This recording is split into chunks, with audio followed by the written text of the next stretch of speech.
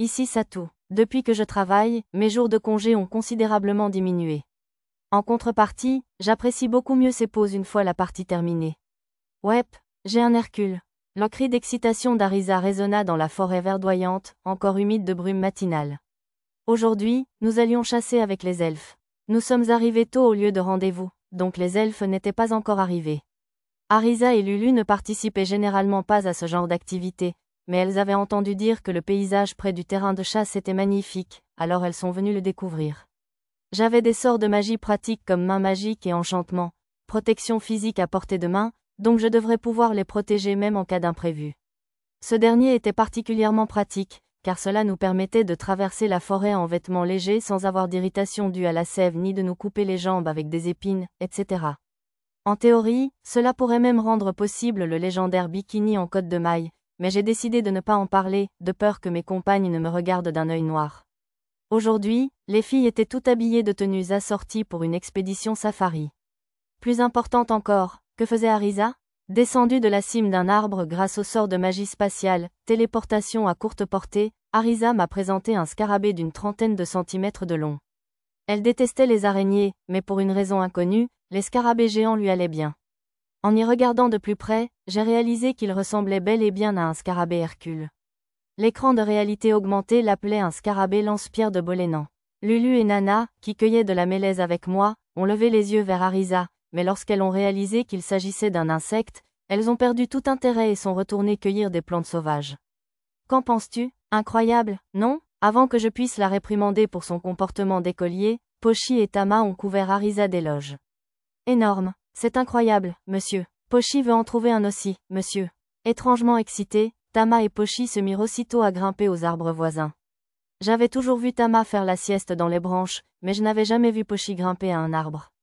Je t'ai eu ? Tama fit une pirouette dans les airs avant d'atterrir pour exhiber un Lucan cerf-volant de la même taille que celui d'Arisa. Un chat qui fait un tour dans les airs. Je devrais peut-être vous appeler Nyanko-sensei ? Murmura Arisa d'un ton grave. Ce devait être une blague bizarre de l'air Showa. Grr, Tama est tellement rapide, monsieur. Pochi regarda autour d'elle à la cime des arbres, impatiente de rattraper son retard. Puis elle aperçut quelque chose et sauta sur une autre branche, enfonçant la tête dans un trou. À en juger par le mouvement rapide de sa queue, elle avait dû repérer une proie. Je vous tiens maintenant, monsieur. Pochi surgit du trou et s'envola aussitôt de la branche. Ouah, monsieur ? Alors qu'elle hurlait, j'utilisai main magique pour la rattraper en plein vol et la prendre dans mes bras. Fais attention, d'accord ? Désolé, monsieur. Pochi s'affaissa, les oreilles aplaties. Qu'as-tu attrapé, Pochi ? La question pensive d'Arisa lui fit dresser les oreilles. Ça, monsieur. Tiens, c'est vraiment quelque chose. Arisa recula lentement. Juste à ce moment-là, les elfes arrivèrent, Lisa en tête et Mia en queue. Un délice, un cadeau. C'est assez rare d'en attraper à cette époque de l'année. On dit que les humains n'en mangent pas souvent, mais c'est délicieux cuit à la vapeur avant de les cuire. Le meilleur, c'est de les vider à la cuillère. Voyant la proie que Pochi avait attrapée, les elfes approuvèrent tous. Je ne m'attendais pas à entendre ça pour une chenille de la taille d'un chiot, c'était sûr. Alors, ils mangent même ça. On apprend des choses en vivant aussi longtemps. Bref, maintenant que les elfes étaient arrivés, on pouvait commencer la chasse.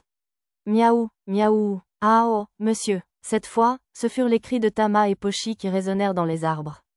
Ils se servaient du lierre-bas pour se balancer de branche en branche, à la manière de Tarzan. Maître, c'est mon tour, je vous le rapporte. Nana attrapa un morceau de lierre et me fixa d'un air impassible. Même si la plupart des gens ne sauraient pas faire la différence, j'avais l'impression qu'elle était tout aussi excitée que Tama et Pochi.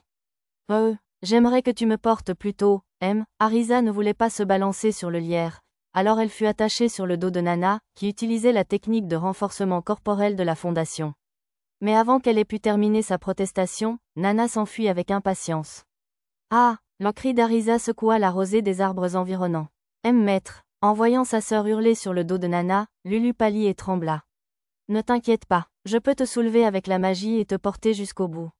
J'ai soulevé Lulu un peu avec la main magique, puis je l'ai soulevée comme une enfant et je me suis laissée flotter dans les airs en criant « Course céleste ». Ouah, c'est si soudain. Le visage de Lulu est passé du pâle au rouge vif. Elle s'était habituée à ma proximité, me suis-je dit, mais je suppose qu'elle ne pouvait toujours pas gérer ce genre d'imprévu. En ce sens, elle ressemblait à sa sœur aînée, Arisa. Satou, Mia, je te porterai au retour. Lisa, tu peux la prendre pour l'instant ? Oui, maître. Après avoir salué Mia et Lisa, je me suis lancé à la poursuite des elfes et du reste de notre groupe. Kia! Après le saut initial, j'ai eu un coup de tête, comme une chute brutale sur des montagnes russes, suivi d'un brusque changement de vitesse et de pression du vent qui a fait voler mes cheveux et mes vêtements en arrière. L'expérience était grisante. Malheureusement, Lulu ne semblait pas apprécier autant. Elle étouffait visiblement un cri en s'accrochant à moi comme si sa vie en dépendait. Quelque chose dans ce spectacle me donnait envie de faire semblant de lâcher ma main et de l'effrayer encore plus, mais je ne pouvais pas trahir la confiance de Lulu juste pour satisfaire mes pulsions enfantines, bien sûr. Je la tenais fermement en sautant d'arbre en arbre, et nous avons bientôt atteint une ouverture dans la forêt. Ah, gloire à la terre ferme! Arisa embrassait pratiquement l'herbe à notre arrivée. Tama, Pochi et Nana, quant à elle, rayonnaient de sourire après cette balade amusante. Je devais m'assurer qu'elle ne soit pas trop excitée au point de faire une erreur. Ça va, Lulu? Elle était toujours accrochée à moi, même si nous étions au sol. Comme elle était serrée si fort contre moi, je sentais son cœur s'emballer. Ça a dû lui faire très peur. Oh oui, mon cœur bat encore un peu fort, mais je vais bien. Restons comme ça encore un peu, s'il te plaît. Le visage de Lulu était enfoui dans mon épaule, je ne pouvais donc pas voir son expression. Je sentais ses doigts trembler tandis qu'elle s'accrochait à moi, alors je l'ai laissée s'accrocher à moi pour l'instant. Oh, qu'est-ce que c'est que ça? Alors qu'elle levait les yeux vers Lulu depuis le sol, un léger sourire narquois se dessina sur le visage d'Arisa, et elle commença à lui donner une tape dans le dos. Oh, ma chère sœur? Tu es sûre que c'est la peur qui fait battre ton cœur? Murmura-t-elle d'une voix que je pouvais à peine saisir avec ma compétence, oui aiguë. Arisa, arrête. Devenant rouge vif, Lulu s'éloigna de moi comme un aimant de même polarité, plaquant Arisa et lui couvrant la bouche d'une main fine. J'étais juste contente que leur lien fraternel soit aussi fort. C'était mignon de voir Lulu paniquer aussi. Tiens, Arisa semblait avoir un peu de mal à respirer, mais elle pourrait s'en sortir avec une téléportation à courte portée sans incantation si elle en avait vraiment besoin, alors j'ai décidé de les laisser faire pour l'instant. Satou. En me retournant, j'ai vu Mia me faire signe depuis le dos de Lisa. Le dernier couple était donc arrivé aussi. Mia semblait étonnamment calme, je suppose qu'elle avait l'habitude d'être portée. La zone que nous visitions était un plateau au bord d'un lac aux eaux claires. Des fleurs s'épanouissaient le long des rives du lac, et d'innombrables variétés de papillons dansaient dans l'air, leurs ailes rivalisant de beauté avec les fleurs. Sur le plateau, plusieurs troupeaux de buffles broutaient l'herbe, contribuant à l'atmosphère paisible. De jolis papillons? Tama se pencha en avant comme un vrai chat, remuant son derrière à plusieurs reprises avant de bondir sur les insectes. Elle les frappa de ses mains, mais veillant à ne pas les toucher et à ne pas leur abîmer les ailes, je décidai donc de ne pas la gronder. D'habitude, Pochi la talonnait de près, mais ce jour-là, elle restait en retrait, l'air réticente. Tu ne vas pas la rejoindre, Pochi? Je ne peux pas, monsieur. Si je m'approche trop près des fleurs, je ne pourrai plus sentir la proie, monsieur. Ah oui, je suppose que le but principal de la journée est la chasse. En sécurité, en route, quelques elfes marmonnèrent quelques mots. Comme d'habitude, il était difficile de comprendre cette espèce d'elfe taciturne. Guya, Djia, vous devez parler correctement aujourd'hui et dire ce que vous pensez. Ces braves gens n'ont pas vécu assez longtemps avec vous pour vous comprendre, vous vous souvenez? Expliquez, faites confiance. L'un des elfes les plus éloquents les réprimanda, mais ils ne semblaient pas vouloir s'expliquer, alors ils le laissèrent faire. Cet elfe, qui parlait en phrases complètes, s'appelait Ishirotoya, Aya pour faire court. Oh, d'accord. Aya haussa les épaules, résigné. C'est une zone sûre. Il n'y a pas de créatures venimeuses ici et rien de dangereux non plus dans le lac. Je consultais ma carte pour être sûr, mais comme il l'avait dit, il n'y avait aucune créature dangereuse ou agressive ici. Une chose attira mon attention, cependant. Je désignai un arbre au milieu du lac qui avait perdu ses feuilles. Et cet ancien tréant? Oh, il n'y a pas de quoi s'inquiéter. Je suis impressionné que tu l'aies reconnu. La plupart des gens penseraient que ce n'était qu'un arbre. Mais il ne bouge généralement pas beaucoup, alors tu n'as rien à craindre. Il y avait quelques nœuds et creux au centre du tronc qui, vus sous le bon angle, auraient pu ressembler au visage d'un vieil homme. Waouh, regardez-moi ça. Mes camarades, qui n'avaient pas remarqué le tréant, s'exclamèrent tous, surpris. On ne va pas le mettre en colère si on allume un feu sur la rive, ici? Non, pas de problème. Si tu versais de l'huile dans le lac et que tu y mettais le feu, bien sûr, il se mettrait en colère, mais apercevoir un petit feu de camp sur la rive lui demanderait trop d'efforts. En général, expliqua-t-il, les téhéréans ne vivaient pas très différemment des arbres ordinaires. J'aurais aimé parler à l'un d'eux au moins une fois, mais Aya m'a dit qu'il mettait encore plus de temps à converser que les géants. Maintenant que mes inquiétudes étaient apaisées, je ramassai mon arc et mon carquois et adressai un signe de tête aux elfes. Allons-y, alors, attendez, pierre d'eau. Les deux elfes, qui ne parlaient qu'un seul mot, m'arrêtèrent et se dirigèrent vers la rive. Appel au Suyobi. L'une d'elles, Mademoiselle Jia, lança une courte incantation qui ressemblait à de la magie spirituelle. La surface du lac ondulait et une petite masse bleutée flottait à la surface. D'après Lara, on l'appelait pierre d'eau. En la regardant avec la vision spirituelle, je vis que des esprits de l'eau l'enveloppaient, la transportant vers la rive. Besoin. Démantèlement. Mademoiselle Jia ramassa la pierre d'eau à son arrivée, insuffla de la magie en nous et nous montra comment elle produisait de l'eau. Elle semblait vouloir dire qu'ils l'utilisaient pour dépecer leur proie. Très bien, on reviendra. Assure-toi de ramener une grosse prise, d'accord? Celui qui fera la plus grosse prise gagnera une couronne de fleurs et un bisou de l'adorable Arisa. Arisa prit une pose étrange depuis le petit campement qu'ils avaient installé près du jardin fleuri. Je ne l'ai pas dit à voix haute, mais j'étais presque sûre que la pose de « pirate insolente » ne fonctionnait que si on avait une silhouette bien faite. Les blagues d'Arisa étaient toujours tellement démodées. Il fait un peu frais par ici, alors je vais préparer une bonne soupe chaude. Maître, je ferai des guirlandes pour votre usage exclusif, c'est promis. Que suis-je censé faire avec des guirlandes? Organiser l'inauguration d'un magasin? Je gardais mes commentaires pour moi, car Nana semblait avoir pris goût aux fleurs. Je la laissais donc rester avec Lulu et Arisa. Mia, les filles bêtes et moi suivions les elfes hors du camp. Maître, c'est un beau troupeau de bisons cornus. Beaucoup de bœuf? Je ne pourrais pas manger tout ça, monsieur. Les filles bêtes fixaient un troupeau de grands buffles de Bolénan, les yeux brillants. Les bisons, qui ressemblaient plus ou moins à des bisons d'Amérique, broutaient l'herbe du plateau. Ils étaient à environ 100 mètres, à peine à portée d'un arc court. L'un des elfes a érigé un mur de sonde avec la magie du vent pour que le troupeau ne nous entende pas parler de stratégie. Réduire. 10. Je ne comprenais pas où ces elfes à la voix courte voulaient en venir, alors je me suis tourné vers l'un des plus loquaces pour obtenir une explication. Cette zone est particulièrement pauvre en prédateurs carnivores, même pour la forêt de Bolénan. Sans ennemis naturels, la population de bisons peut devenir trop importante et dévorer toute la végétation si on la laisse se débrouiller. Notre objectif de chasse aujourd'hui est donc de réduire la population jusqu'à un certain point.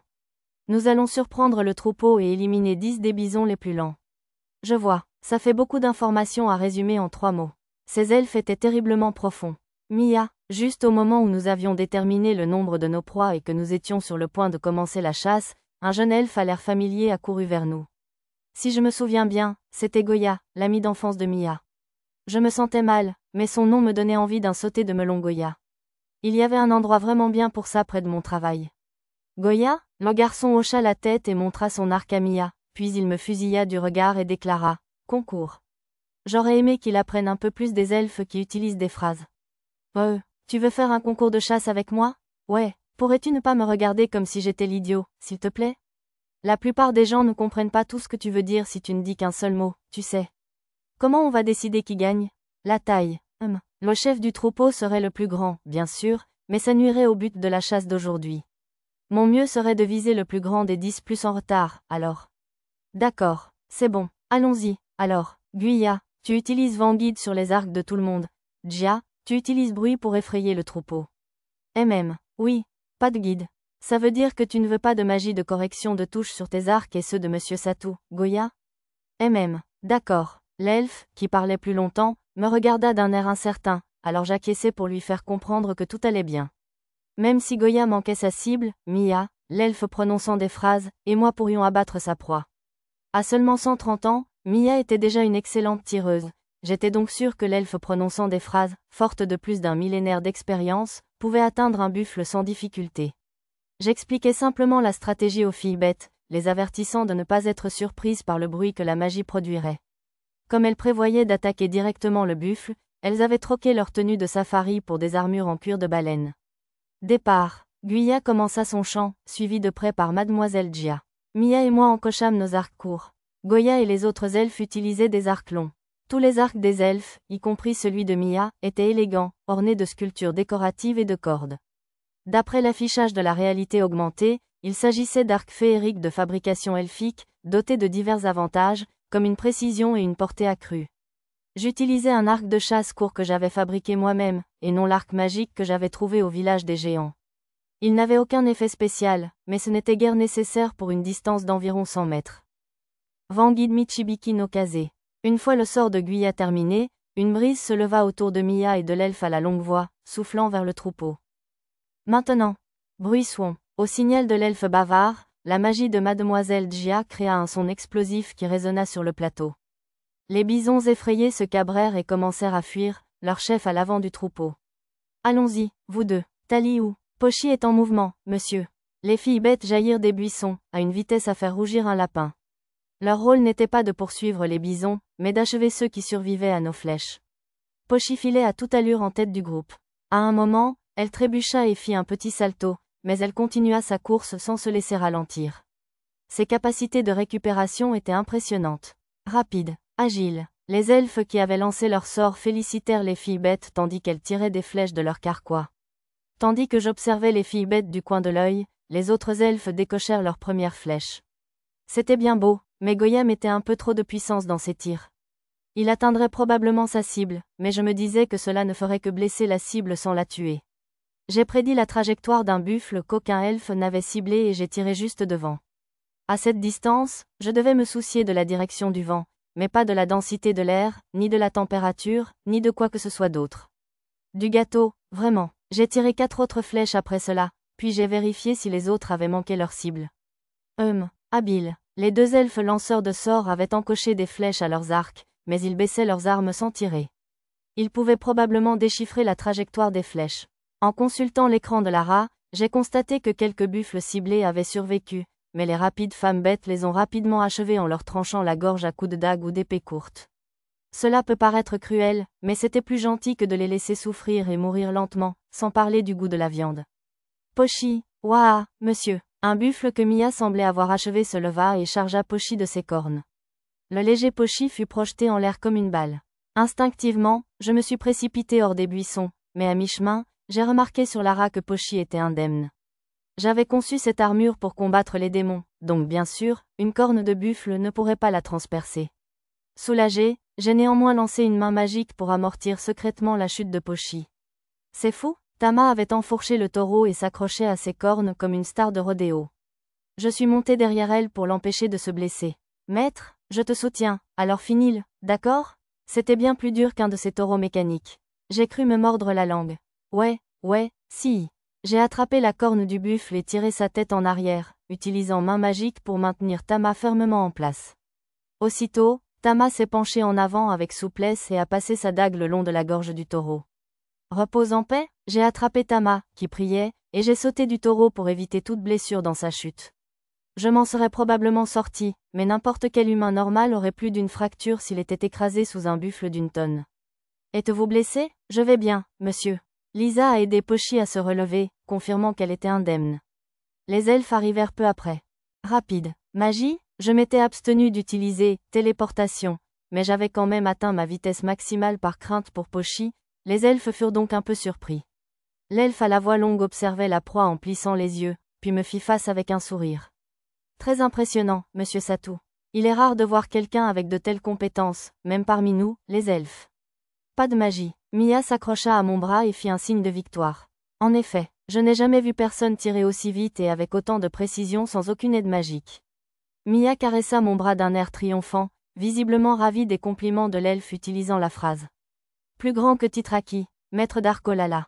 J'ai un nouveau titre lié à l'arc. La prochaine fois, entendant un murmure sombre, je me retournai et vis Goya, les larmes aux yeux. Vu sa ressemblance avec un collégien, je me sentais un peu mal de l'avoir autant contrarié. Je ne perdrai pas la prochaine fois. Sur ce, il s'enfuit sans attendre la confirmation du résultat. Oh, jeune, les elfes à la voix courte le regardèrent partir avec une certaine tendresse. En tout, j'avais abattu 6 buffles, l'elfe à la voix longue 3, et Mia 1. Goya n'avait abattu aucun buffle, ce qui expliquait sans doute pourquoi il n'avait pas eu besoin d'attendre de savoir qui avait gagné.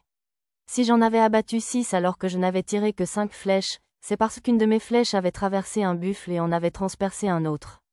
Mais le chasseur qui avait abattu le plus gros buffle s'avéra être Mia. Puisque les garçons veulent généralement paraître cools envers l'objet de leur affection, si Goya s'était enfui en pleurant, c'était peut-être parce qu'il avait perdu contre Mia, pas contre moi. On va le vider de son sang, voulez-vous? Soulève le buffle, s'il te plaît. D'accord. L'un des elfes, au langage bref, utilisa le sort de magie de la terre, soulèvement, pour incliner certains corps de bison, facilitant ainsi leur drainage. L'autre utilisa la manipulation des plantes pour utiliser des herbes et des mauvaises herbes afin de soulever les bisons. Utiliser la magie pour cette tâche était une technique très elfique. Une fois les bisons saignés, les filles bêtes massacrèrent les corps avec une rapidité impressionnante. Les elfes avaient initialement prévu d'enterrer tout sauf la viande de qualité et quelques entrailles, mais devant l'insistance des filles bêtes qui affirmaient que ce serait du gaspillage, elles finirent par rapporter tout ce qui était comestible. La viande fut transportée grâce à un sac magique fabriqué par les elfes, qui semblait être un artifice similaire au sac de garage. Le fabricant était un ami de l'elfe à la voix longue, ce qui me permit de demander que des sacs magiques soient confectionnés pour chacun de mes enfants pendant notre séjour. Trop mignons, ils sont vraiment très mignons, monsieur. De retour auprès du reste du groupe, nous fûmes accueillis par une bande de fées des fleurs. Arisa, Lulu et Nana portaient des couronnes de fleurs sur la tête et avaient même tressé des fleurs dans leurs cheveux. Plutôt bien, non, maître, j'aimerais votre évaluation et vos compliments, je vous en prie. Oui, vous êtes très mignons. Je vous croyais des fées des fleurs. Arisa et Nana posèrent pour recevoir des compliments, alors je les complimentai en conséquence. Montre-moi les tiens aussi, Lulu. D'accord. Ces fleurs sont très jolies avec tes beaux cheveux noirs. Lulu baissa timidement la tête, alors je lui relevai le menton. Elle était trop mignonne, alors ce serait dommage que tout le monde ne puisse pas la voir. Tama est une fée des fleurs, aussi? Pochi aussi, monsieur. Les deux jeunes filles bêtes semblaient ravies des fleurs qu'Arisa leur avait offertes. Zut, j'aurais dû les faire toutes en cosplay de fée aujourd'hui plutôt qu'en tenue de safari. Tu regardes ça? Tama pointa joyeusement ses oreilles du doigt. Comme ses cheveux étaient trop courts pour des tresses, Arisa avait collé une grande fleur près de chacune d'elles. Arisa, je ne trouve pas que les fleurs me vont très bien. Compliment, vous êtes toutes adorables. Lisa et Mia avaient des attitudes très différentes, mais je les ai quand même félicitées. Contrairement à ce qu'affirmait Lisa, elle avait l'air d'une adorable princesse des fleurs. Ceci dit, je n'ai pas jugé nécessaire de me mettre des fleurs aussi. Mais Arisa et Lulu semblaient s'amuser énormément, alors je n'ai pas eu le cœur de les en empêcher. C'est beau, et ils vécurent beaux pour toujours, monsieur. Tama et Pochi se pavanaient autour de moi, tout excités. Je ne voulais pas faire éclater la bulle de Pochi en soulignant son étrange tournure de phrase, alors je suis restée assise à jouer leur poupée pendant près d'une heure. Bizarre, mystère. Une fois ma poupée terminée et les préparatifs du déjeuner terminés, les elfes à la voix brève sont venus s'émerveiller devant mon chaudron. Est-ce vraiment si étrange? J'imagine qu'il a été fabriqué avec un sort comme moule magique, non? Ce chaudron normal est une chose, mais celui scellé est très intriguant. L'elfe à la voix longue fixait le chaudron dans lequel je faisais cuire la viande tendue. Waouh, on peut aussi régler la température de cette source de chaleur à volonté? Le chaudron transparent flottant dans l'air était bel et bien fabriqué avec moule magique, il pouvait donc être scellé si parfaitement qu'il faisait pratiquement office de cocotte-minute. J'avais aussi un deuxième chaudron de sortie, que j'utilisais pour cuire du riz. Mais normalement, l'utiliser comme ça le ferait s'effondrer. Spécial, se vanta Mia, observant fièrement la réaction stupéfaite de l'elfe phraséologue. Si c'était un manga, Mia aurait probablement senti de petites bouffées d'air sortir de son nez. Maître, l'arbre, Lulu, qui lavait les légumes dans le lac, m'interpella anxieusement. Oh, c'est inhabituel de voir un tréant bouger. Comme l'avait dit l'elfe à la longue voix, c'était l'approche du tréant qui avait tant surpris Lulu. Allô, le tréant tendit un de ses bras flétris, semblable à une branche. Debout dans sa paume se tenait une petite fille à la peau verte, une dryade. Mia, formation D, attention. Arisa et Mia bondirent devant moi, les bras tendus, me protégeant visiblement de la dryade qui agitait joyeusement la main. Quand avait-elle inventé ces formations? Oh là là, les petits ne m'aiment pas, hein? La dryade parut un peu attristée par leur réaction. Qu'est-ce qui t'amène ici, dryade? Demanda l'elfe à la voix longue. Les Téhéréans ont dit qu'ils avaient affaire à l'humain, alors je suis venue interpréter. Contrairement aux elfes, la vie des humains n'est pas assez longue pour discuter avec un tréant. Elle expliqua ensuite que les Téhéréans avaient réagi à la vague de magie excessive produite par mes sorts. Maintenant que j'avais appris le contrôle de la magie, je l'utilisais normalement pour éviter les fuites de magie continue, mais je n'avais pas réalisé que cela se produisait aussi avec la magie. Il me faudrait être plus prudente désormais. Alors, qu'est-ce qu'ils me veulent?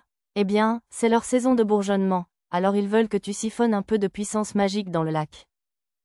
Travail. Les deux elfes à la voix courte froncèrent les sourcils avec méfiance. Dryade, tu sais que Damaaz est très occupé en ce moment, n'est-ce pas? Et même les elfes les plus magiques n'ont pas de pouvoir à revendre pour l'aider. Tu ne pourrais pas demander aux Téhéréans s'ils peuvent attendre au moins un an? J'ignorais ce que signifiait cette saison des bourgeons, mais j'étais surprise de penser qu'elle serait assez flexible pour attendre une année entière. Pas l'arbre sacré, il demande à l'humain, idiot. Leur donner un peu de magie ne me dérangeait pas, mais je préférerais ne pas avoir à embrasser une petite fille au passage. Bien sûr, que dois-je faire? Si possible, donne-moi une méthode qui n'implique pas d'embrasser, s'il te plaît. Arisa et Mia hochèrent la tête, satisfaites, mais les autres elfes pâlirent. Imprudente. Suicidaire? Satou, les dryades ne savent pas se retenir.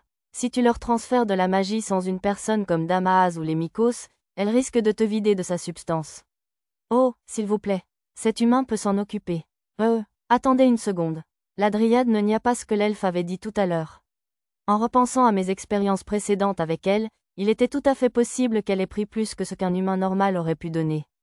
Eh bien, le jeter directement dans le lac n'est pas très efficace. Une seconde, s'il vous plaît. La dryade se tourna vers le tréant et resta silencieuse un moment. Elle parlait probablement à travers une sorte de réseau végétal.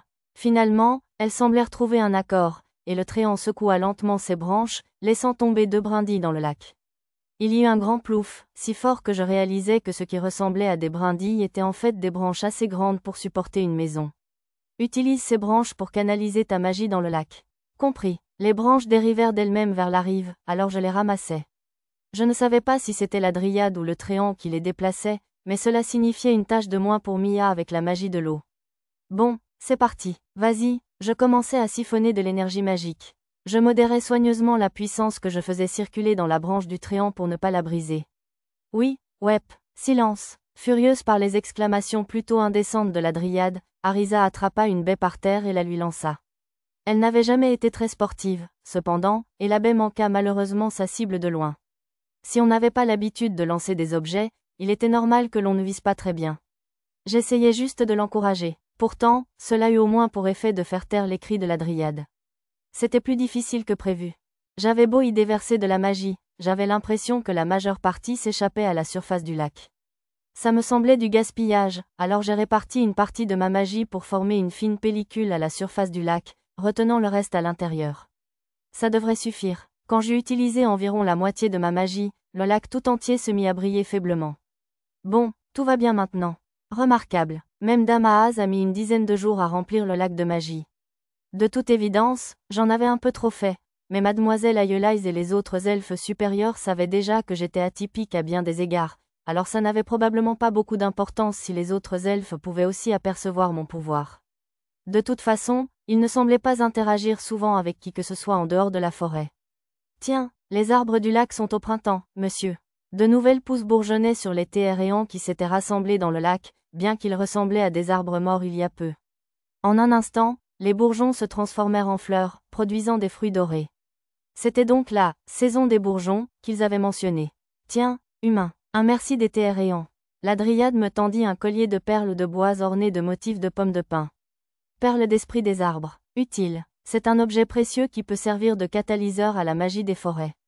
Même sans aucune connaissance en magie des forêts, on peut simplement mettre de la magie dans les perles et visualiser ce qu'on veut, et cela aidera les plantes à pousser, à courber ou à étirer le bois, etc. Oh, ça pourrait être très pratique pour le travail du bois. Merci, ancien tréant. J'étais si excitée que j'ai lâché un merci. La dryade éclata aussitôt de rire, sa bouche s'élargissant tellement qu'elle était presque plus grande que son visage. Ah, tu dis merci pour un merci? Tu es un drôle d'humain. Une fois qu'elle eut sa dose de rire, la dryade disparut dans la paume du tréant. Le tréant retourna au centre du lac, ses feuilles et ses branches bruissant. Plus grand que compétences acquises, horticulture, plus grand que titre acquis. Jardinier, titre acquis. Ami des tréants, titre acquis. Ami des tréants anciens, titre acquis. Guide des bourgeons en consultant mon journal, je remarquai que j'avais acquis quelques compétences et titres assez étranges. Cela dit, que dois-je faire de ces branches? Garde-les. Elles seraient parfaites pour fabriquer des baguettes ou des bâtons, et il y a probablement des chemins magiques là-dedans maintenant, puisque tu as envoyé assez de magie à travers elles pour remplir le lac. L'elfe à la voix longue promit de me présenter à un expert en fabrication de bâtons. Nous avions aussi l'épine d'or que Lulu avait obtenue du dragon noir, alors ce serait l'occasion idéale. Eh bien, ça devrait suffire. Une fois cette petite distraction terminée, les chaudrons semblaient presque cuits. J'ai placé une grande marmite sous le chaudron transparent et j'ai annulé la magie pour que la viande y tombe. Puis j'ai ajouté des oignons et j'ai fait bouillir le tout dans de l'eau, en ajustant l'assaisonnement au fur et à mesure. Maître, j'ai fini les préparatifs. Mes préparatifs sont terminés aussi. Lulu et Lisa ont apporté les légumes et les entrailles qu'elles avaient préparés, alors je les ai utilisés pour faire des accompagnements. Tama et Pochi ont acheté des œufs dans la forêt, alors j'ai décidé de préparer du riz à l'omelette pour Mia avec beaucoup de champignons et de petits pois. Mia, permets-moi de dessiner un cœur, je t'en prie. Lapin. Demande acceptée. Nana était prête à faire un dessin au ketchup sur le riz à l'omelette de Mia. Ça sent bon. C'est bien ce que je crois? Tu verras. Arisa s'approcha, respirant l'odeur de sauce soja qui débordait du pot. À côté d'elle, les filles bêtes étaient également au garde-à-vous. Je disposais les bols de riz terminés sur la table que les elfes avaient préparés par magie. Puis, après qu'Arisa eut lancé un « merci pour le repas », nous avons commencé à manger. Ah, délicieux, ça fait trop longtemps que je n'ai pas mangé de bol de bœuf. Arisa engloutit la viande et le riz, les larmes aux yeux. D'habitude, Lulu la grondait gentiment pour ses manières, mais pas cette fois. Au lieu de cela, son visage était aussi sérieux que celui de Lisa, tandis qu'elle prenait de délicates bouchées de nourriture aussi vite que possible, tout en conservant une façade polie. De plus, elle semblait contempler le plat et même prendre quelques notes. Lulu avait un don pour la recherche culinaire. Miam, très miam, c'est un vrai délice, monsieur. Tama et Pochi agitèrent leurs poings triomphalement après la première bouchée de leur bol de bœuf extra large. La queue de Pochi s'agitait aussi. C'est vraiment délicieux. La voix de Lisa était basse, mais son émotion était visible sur son visage. Maître, c'est aussi délicieux qu'un steak haché, je vous assure. Le mien aussi. Mia insista. Son riz à l'omelette était aussi bon que le bol de bœuf de Nana. Oh là là, qu'est-ce que c'est? Ça sent divinement bon. Qu'est-ce que vous mangez? Des bols de bœuf. Mademoiselle Ayeline, qui venait de se téléporter, s'adressa à l'un des elfes à la voix courte. Derrière elle se trouvait la Miko Lua. Vous voulez vous joindre à nous? Il y en a plein d'autres. Merci, Satou. Je ne savais pas pourquoi elle était venue, mais les repas étaient toujours plus agréables avec plus de monde, alors j'en ai offert un à Ayeline. J'en avais préparé beaucoup, alors avoir quelques bouches supplémentaires à nourrir n'était pas un problème. Ah, c'est tellement bon. Oh, Damaaz. Lua secoua la tête. Au fait, Aya, la dryade m'a dit que la saison des bourgeons des Téhéréans avait commencé, alors je suis accourue, mais... Monsieur Aya, l'elfe habituellement éloquent, se contenta de désigner les Téhéréans et leurs fruits dorés en guise de réponse. Même les elfes les plus bavards semblaient privilégier la nourriture. Quoi, les fruits dorés ont déjà fleuri? Mais ça veut dire que le bourgeonnement est terminé. Satou, l'un des elfes, à la voix courte, me fit un geste. Je suppose qu'ils ont tous beaucoup apprécié mes bols de bœuf. Avez-vous fait quelque chose, monsieur Satou? La dryade m'a demandé de leur fournir de la magie, c'est tout. Les méthodes que vous et Dame Ayeline m'avez enseignées sur la scène de pierre pour supprimer la lumière spirituelle et les fuites de magie se sont avérées très utiles. C'est tout, dit-il. Lua marmonna pour elle-même, incrédule, alors je lui offris un bol de bœuf aussi. Laisse-toi faire, Satou, fit remarquer Ayeline, la bouche pleine, ce qui lui valut une réprimande de Mia. L'un des elfes à la voix courte, assis à côté d'elle, essuya le riz de son visage avec un mouchoir. Au moment où Lua commençait à croquer dans son bol de bœuf, elle remarqua la situation et se figea. Ah, ce n'est pas le moment de manger, Damaaz. Si le problème des Téhéréans est résolu, il faut rentrer vite. Attendez, je suis encore. Mais Lua la saisit par la main et la traîna jusqu'au cercle des fées, où elles disparurent toutes les deux. Même en pleine marche funèbre, il faut vraiment faire une pause pour manger de temps en temps. Je contemplais un instant le cercle des fées où elles avaient disparu, puis haussais les épaules et me ravisais. Je ferais mieux de manger aussi, après tout. Avant tout, bien sûr, il fallait que je goûte la viande. Vu le court temps de cuisson, elle était si tendre qu'on n'avait presque pas besoin de la mâcher. Le goût était excellent, lui aussi. La sauce sucrée se mêlait à l'umami de la viande à chaque bouchée. En fait, c'était si bon que j'ai été tentée de lancer une chaîne nationale de restaurants de bœuf. En y réfléchissant un peu sérieusement, j'ai repris une bouchée, cette fois avec des oignons dorés. Le léger croquant et la douceur de l'oignon s'harmonisaient parfaitement avec la viande. Je l'avais trouvée bonne auparavant, mais l'oignon l'a encore plus sublimée. Puis, enfin, j'ai pris une bouchée avec une bouchée de riz. Délicieux. C'était si parfaitement délicieux. Il n'y avait pas d'autre façon de le décrire. La viande, les oignons, le riz et le héros méconnu, la sauce. Ensemble, ils formaient une symphonie de bœuf qui jouait une harmonie délicate sur ma langue. Le gingembre mariné rouge n'est pas rouge. Le cri d'Arisa m'a ramené à la réalité au moment même où il commençait à dériver vers une autre dimension. C'était proche. Ça faisait si longtemps que je n'avais pas mangé de bol de bœuf que je me suis un peu laissé emporter. Si je trouve du shiso rouge ou du colorant alimentaire, je le ferai rouge la prochaine fois. Le shiso rouge donne une teinte violacée, non? Ça existe. Néa, tu veux dire que mademoiselle Néa a de la pérille rouge ou du colorant alimentaire rouge? Je commençais à comprendre ce que disaient les elfes à la voix courte. Il fallait de toute façon que je rencontre Néa, la cuisinière, pour voir quelles épices il me fallait pour le curry, afin de pouvoir lui en parler. J'ai remercié les elfes pour l'information, puis j'ai haché le gingembre mariné pour Arisa. Plus précisément, dans le genre de tranche que j'avais souvent vu dans les chaînes de restaurants de bœuf. J'en ai englouti une pour me purifier le palais, puis je me suis concentrée pour finir mon bœuf. Du gingembre mariné, c'est parfait pour compléter un repas comme celui-ci. Mais bon sang, a crié Arisa dans un dialecte du Kansai extrêmement artificiel. Après la chasse, nous sommes retournés au village des elfes et sommes allés au bain public de la cité souterraine pour nous défaire de la sueur. Mais à l'entrée des bains, Arisa a eu un petit pincement au cœur en voyant les panneaux hommes et femmes. Mais je voulais prendre un bain mixte avec mes... Oh, je sais, on réserve un bain familial. Un bain familial? Aucun. Arisa s'est retournée comme si elle avait eu une idée brillante, mais les elfes à la voix courte ont secoué la tête. Je suppose que nous n'avions pas pris de grands bains ensemble depuis le bain extérieur que j'avais aménagé au bord de la rivière. Dans la baronnie de Muno et l'ancienne capitale, nous n'avions qu'une seule baignoire, nous l'utilisions donc à tour de rôle. Bon, on va au bain des hommes? J'ai appelé Aya et Guya, les elfes du groupe, et nous sommes entrés ensemble par le rideau, sous le panneau homme. C'est seulement alors que j'ai réalisé que les noms des elfes semblaient se terminer par « ya », tandis que ceux des elfes se terminaient simplement par « a ». Ignorant le cri de lamentation d'Arisa, j'ai dit au reste du groupe d'aller au bain des femmes. Les plus jeunes voulaient venir avec moi, mais il y avait d'autres hommes avec nous ce jour-là, alors j'ai endurci mon cœur et je les ai renvoyés. Comme les elfes ne semblaient pas porter de robe pour se baigner, j'ai décidé de faire comme les Romains et j'ai simplement emporté une serviette avec moi dans la salle de bain. Nous semblions être en avance, car nous étions les 3 seules personnes dans les bains des hommes. On utilise ce fruit en forme de bol comme savon? Ça ressemblait un peu à un sein, mais c'était sans doute juste parce que j'avais l'esprit incorrigiblement malsain. Oui, c'est un fruit de savon que Daisaku a créé par sélection. Je crois qu'il l'appelait « savon aux pailles ». Le mot utilisé par Aya était le mot japonais pour sain. Je suppose que c'était Daisaku le héros qui avait vraiment l'esprit malsain. Qu'est-ce qui se passait avec ce type? Résistant à l'envie de lever les yeux au ciel, j'ai suivi l'invitation des 2 elfes à se laver le dos. Comme les elfes avaient l'air si jeunes, ça m'a rappelé les bains avec mes cousins, enfants. Je n'arrivais pas à me résoudre à utiliser le savon pour sain, alors j'ai trouvé un savon normal à la place. Celui-ci avait une agréable odeur de lait. Une fois propre, je me suis immergée dans le bain et j'ai posé la serviette sur mon front. Ah, rien ne vaut un bon grand bain. Daisaku nous a apporté de nombreux bienfaits culturels, mais les bains publics sont les meilleurs, tu ne trouves pas? La belle vie. Les 2 elfes semblaient d'accord avec moi. Bah, Taimihim, Arisa, tu ne dois pas courir dans les bains. Alors que je m'allongeais pour profiter de l'eau chaude, j'entendis les voix d'Arisa et de Lisa du côté des femmes.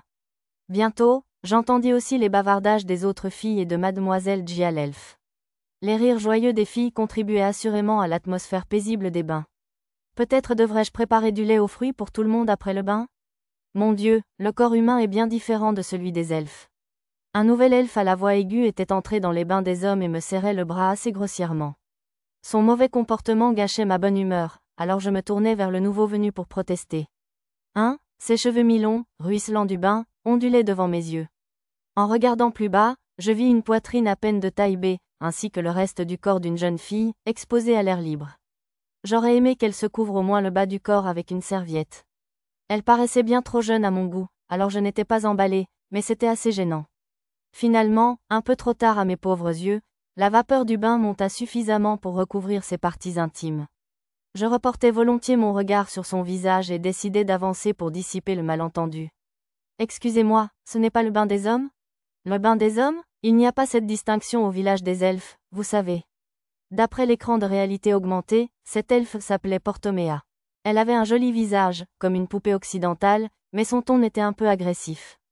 Son attitude effrontée et décomplexée, exposant son corps nu à un inconnu, ressemblait à celle de Mia, même si cela semblait un peu trop courant dans ce monde.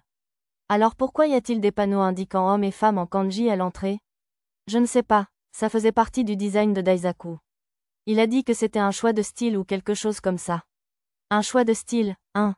J'ai entendu dire que les bains mixtes étaient courants à Nihon. Non, peut-être à une autre époque, mais là d'où je viens, c'est plus courant de les séparer.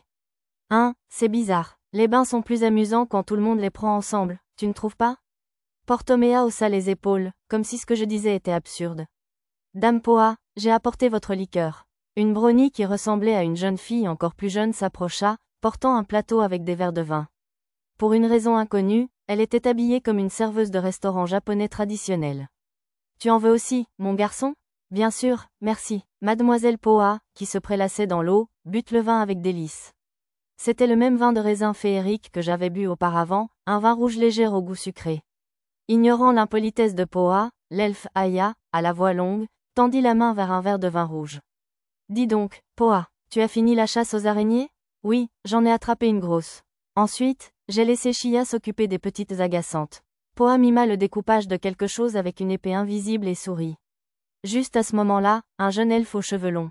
Non, un garçon émergea de la vapeur et asséna un léger coup de pied à Poa à l'arrière de la tête. Il s'appelait Chichituya, ou Chia pour faire court. Tu me laisses m'en occuper? Mon épée n'est pas faite pour couper des larves d'araignées, si tu veux savoir. Allez, quel est le problème? Au moins, tu as pu dire ta réplique, non? Ma lame a encore coupé une chose inutile. Poa repoussa le pied du soi-disant samouraï d'un ricanement. HMPH. Quelle bêtise. Chia grogna à l'adresse de Poa et s'enfonça dans le bain. J'eus l'impression qu'une bagarre allait éclater, mais ce n'était clairement que leurs plaisanteries habituelles, et ils commencèrent à profiter du bain sans plus se disputer. Vous ne devriez pas aller par là, mademoiselle Jia. C'est les bains des hommes. Bougez. Contrairement aux bains des hommes, maintenant calmes, on aurait dit qu'il y avait du grabuge du côté des femmes. Outre les voix de Lulu et de Jia, j'entendis Arisa et les filles bêtes vociférer. Un fracas et un grand plouf résonnèrent dans les bains, et une Jia furieuse apparut. Elle était complètement nue, tout comme Poa. Si j'étais une lolicone, j'étais sûre que je serais ravie de tout ça. Entendu. Entendu quoi? Jia se tenait imposante devant nous. Je lui ai poliment offert une serviette, mais elle n'a pas fait un geste pour l'accepter. Paix s'il te plaît, couvre-toi. Avant que la vapeur n'ait eu le temps d'agir, Lulu s'est précipitée pour couvrir la poitrine de Jia d'une serviette. Lulu portait un peignoir, mais il était trempé par le bain, ce qui le rendait très moulant. La vue de sa silhouette était presque suffisante pour me donner envie de tenter quelque chose, mais j'ai réussi à garder mes esprits. Oh là là, c'est le paradis ou quoi? Arisa. Mia est arrivée et a recouvert le bas de Jia d'une autre serviette, puis elle a réprimandé Arisa pour avoir abandonné leur tâche sur le mur de fer. À travers la brume, j'ai vu les filles bêtes et Nana approcher également. Je suppose que tout le monde se rassemblait de ce côté maintenant. Labyrinthe. C'est vrai? A demandé Jia sèchement. Si tu demandes si nous prévoyons d'aller à Labyrinthe Cité, alors oui, c'est exact. Jia et les autres elfes froncèrent les sourcils à ma réponse. En y repensant, je me souvins d'une phrase des notes de Trazayuya du berceau. Beaucoup de nos jeunes sont morts dans des labyrinthes. Les elfes considéraient peut-être les labyrinthes comme des pièges mortels, alors. Je suis désolé, ça t'a contrarié d'entendre ça? Non, dangereux. Jia secoua la tête. Du calme. Je sais qu'on gagne lentement et sûrement, mais tu dois t'assurer que tes paroles sont comprises si tu veux aller quelque part. Mademoiselle Poa et Chia, l'elfe samouraï, coupèrent la route à Jia. Monsieur Satou, avez-vous vraiment l'intention d'aller à Selivra, la cité labyrinthe? Demanda Aya, l'elfe à la voix longue. Si, j'acquiesçais. Téméraire. L'elfe Guya, à la voix courte, restée silencieuse jusqu'alors, ajouta un mot au concert de protestation. Sais-tu seulement à quoi ressemblent ces labyrinthes? Ce n'est pas le genre d'endroit où l'on va juste pour s'amuser. Apparemment, les elfes n'étaient pas en colère contre nous, juste inquiets pour notre sécurité. Ah, attendez une seconde, c'est nous qui avons demandé au maître de nous emmener à Labyrinth City. Arisa interrompit Aya, assumant la responsabilité. En effet, Arisa n'est pas la seule à avoir fait cette demande. Lisa et les autres enfants acquiescèrent en chœur. Jetant un coup d'œil à Aya, je vis que son regard était devenu sérieux, alors je calmai mes enfants un instant. Je devrais peut-être expliquer. Après avoir demandé à tout le monde d'entrer dans l'eau pour ne pas attraper froid, Aya raconta son expérience. Il y a quelques siècles, lui et les autres elfes présents s'étaient entraînés dans le labyrinthe de Selivra. Je suppose qu'il n'a pas atteint le niveau 40 simplement en combattant une bande de monstres à faible XP. C'était un endroit terrible. Il y a des lumières qui éclairent ton chemin, mais c'est en fait un piège, dit-il. La lumière crée des ombres, tu sais, ajouta Poa après qu'Arisa eût semblé perplexe. Des assassins gobelins sont apparus dans l'ombre, et en essayant de nous mettre en sécurité, nous sommes tombés sur une trappe. La bataille n'a fait qu'empirer à partir de là. C'était vraiment un endroit infernal. Des esprits faibles. Ça m'irait bien, vu que j'avais la carte, le radar, etc. Mais je comprenais que ce soit un endroit infernal pour n'importe qui. Au fait, la trappe dont Aya parlait était en fait un point d'apparition de monstres, comme dans les jeux vidéo, où un trou s'ouvre soudainement dans le mur et des tonnes de monstres apparaissent. On va les trouver. C'est vrai, monsieur. Tama et Pochi trouveront tous les monstres, monsieur. Aya sourit tristement aux deux hommes bêtes en leur tapotant la tête. C'est vrai, les hommes bêtes ont des sens tellement aiguisés. Ils étaient très utiles dans les endroits sans beaucoup d'esprit, au début. Au début, mais même les hommes bêtes ne peuvent pas survivre éternellement avec les nerfs constamment à vif. On ne peut pas vivre sans sommeil. Et pour atteindre les profondeurs du labyrinthe, il faut y rester des jours. Rétrospectivement, lorsque je me suis retrouvée coincée dans le labyrinthe sous la ville de Seriou avec les filles bêtes, je n'avais pas dormi depuis plusieurs jours. Mon corps actuel semblait capable de rester éveillé environ 5 jours sans problème, hormis une légère tension mentale. Et les monstres ne sont pas les seuls ennemis ici. Il y a aussi des bandits ? Demanda Lisa. Des pillards, répondit Gia, l'elfe à la voix courte. Les pillards doivent être au labyrinthe ce que les pirates sont à la haute mer, je suppose. Oui, cela aussi, mais je parle en fait de mes compagnons d'exploration. Ils ne vous attaquent généralement pas, mais si vous baissez votre garde après un combat de monstres, certains pourraient tenter de vous piéger. Il ne faut faire confiance à personne dans le labyrinthe. Les plus jeunes semblaient sur le point de pleurer. Mais ces gens sont minoritaires, bien sûr, ajouta Aya pour les rassurer, me voyant serrer Tama et Pochi, l'air effrayé, dans ses bras. Pour explorer un labyrinthe, il fallait probablement construire notre camp de base assez profondément pour que d'autres explorateurs ne puissent pas passer. J'avais aussi la magie de téléportation, donc il devrait être relativement facile d'éviter les problèmes interpersonnels. Merci de vous inquiéter pour nous, vraiment. Si ça vous va, pourriez-vous nous en dire plus sur vos expériences dans le labyrinthe ? Aya me regarda comme si je commençais à lui donner la migraine. T'as pas entendu tout ce que je viens de te dire ? Oui, c'était une information très utile. Étrange. Pourquoi réagissait-il ainsi alors que nous essayions simplement de recueillir des informations par mesure de sécurité ? Après un moment de silence, les elfes se sont rassemblés et ont commencé à discuter. N'ayant plus rien à faire, j'ai caressé distraitement la tête de Tama et Pochi. Rapidement, ce contact a semblé les réconforter. Tama s'est mise à ronronner, et le sourire de Pochi est revenu avec un petit rire. Finalement, Chie le samouraï est venu à la place de Aya.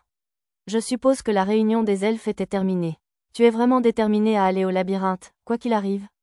Oh là là, bien sûr, monsieur. La réponse de Tama fut immédiate, bien que celle de Pochi soit arrivée avec un peu de retard. Les autres enfants ont tous répondu, oui, à l'unisson. Pour une raison inconnue, même Mia, qui était censée rester ici, dans la forêt de Bolénan, y figurait. Oui, puisque c'est ce que veulent les enfants. Personnellement, je préférais un agréable voyage à la surface plutôt qu'explorer un labyrinthe sombre et humide grouillant de monstres, mais si mes amis devaient voyager avec moi dans ce monde dangereux, ils devaient élever leur niveau. Alors, pendant que tu es ici à Bolénan, nous t'entraînerons nous-mêmes. Aucun de nous ne souhaite te laisser partir pour apprendre plus tard une tragédie, comme à l'époque de Traia. C'était une offre inattendue, mais nous avons tous accepté avec gratitude. Je n'étais pas si inquiet pour moi, mais ce serait merveilleux que mes enfants apprennent les techniques que les elfes avaient perfectionnées au fil des ans.